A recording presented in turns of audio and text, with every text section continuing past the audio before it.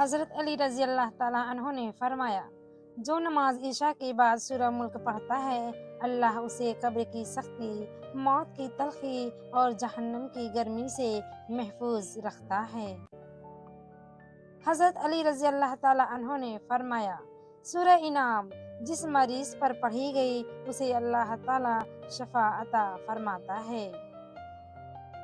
حضرت علی رضی اللہ تعالیٰ عنہ نے فرمایا، صبح کا آغاز صدقے سے کیا کرو کیونکہ مصیبت صدقے سے آگے قدم نہیں بڑھاتی۔ اللہ تعالیٰ صدقے کی وجہ سے 70 بیماریوں کو دور فرماتا ہے۔ حضرت علی رضی اللہ تعالیٰ عنہ نے فرمایا، جو 100 بار روزانہ یا سبعوں پڑھے اور اس دوران گفتگو نہ کرے اور پڑھ کر دعا مانگے تو جو مانگے گا وہ پائے گا۔ حضرت علی رضی اللہ تعالیٰ عنہ نے فرمایا، زیادہ سوچنے سے بہتر ہے کہ استغفار کیا جائے۔ زیادہ سوچنا مشکلات کو بڑھاتا ہے اور استغفار مشکلات کا حل ہے۔